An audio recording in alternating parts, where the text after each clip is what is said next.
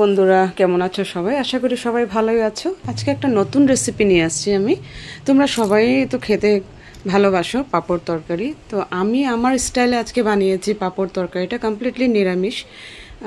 পাঁপড়গুলোকে প্রথম আমি কি করেছি, ছোট ছোট করে এইভাবে কেটে নিয়েছি।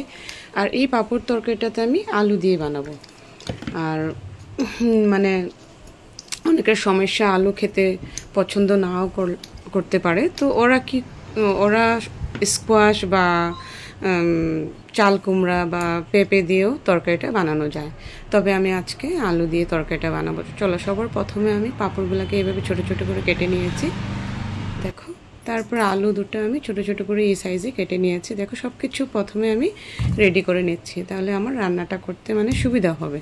তো আজকে আমি এই ভিডিওটা কেন শেয়ার করছি জানো তো? আজকে এই পাঁপড় তরকারিটা খুবই টেস্টি হয়েছিল, তা ভাবলাম তোমাদের সাথে আমি শেয়ার করি। তো তোমরাও ট্রাই করতে পারবে। তোমরা নিশ্চয়ই জানো পাঁপড় তরকারি কীভাবে রান্না করা হয়, তবে আমি আজকে আমার স্টাইলে পাঁপড় তরকারিটা রান্না করে খুব সিম্পলভাবে আমি রান্না করেছি। আর সবাই খেতে পারবে, বাচ্চাদের থেকে বড়রা সবাই যেন খেতে পারে, ওইভাবে আমি তরকারিটা আজকে রান্না করেছি। তো সবার প্রথমে আমি কি করব, পাঁপড়গুলোকে এইভাবে ভেজে নিচ্ছি। পাঁপড়গুলো যখন ভাজা হয়ে যাবে, আমি আলুগুলো কেটে রাখা ওই আলুগুলো ওই সেম তেলে আমি ভেজে নেব, একটু হলুদ নুন দিয়ে। তো আজকে কমপ্লিটলি নিরামিষ, মঙ্গলবার, তো এটাতে রসুন পেঁয়াজ দেওয়া যায়, তবে আমি পাঁপড় তরকারিটা জেনারেলি কী করি, রসুন পেঁয়াজ ছাড়াই বানাই, তো খেতে খুবই টেস্ট লাগে। তারপরে দেখো এইভাবে আলুটা ভেজে নিচ্ছি হলুদ নুন দিয়ে, লাল লাল করে ভেজে নেব।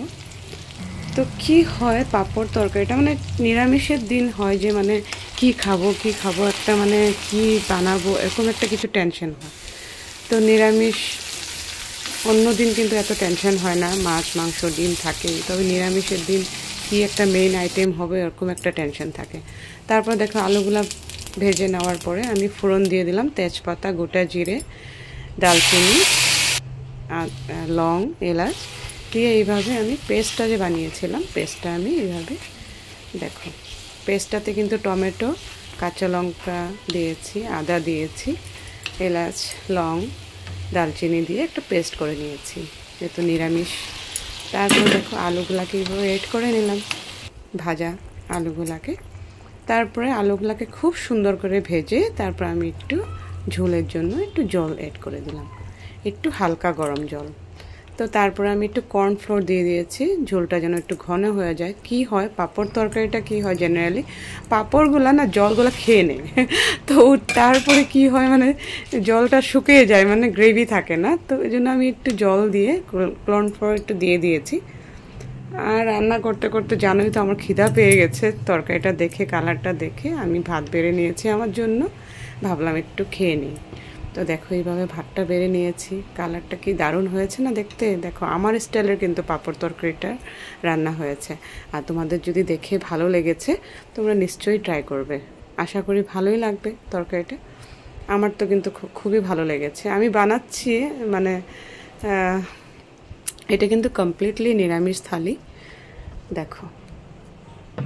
তো খুবই টেস্টি হয়েছিল, দারুণ হেভি টেস্ট হয়েছিল। তো আমার খুবই ভালো লেগেছে, আশা করি তোমাদেরও ভালো লাগবে। ঠিক আছে বন্ধুরা, টাটা।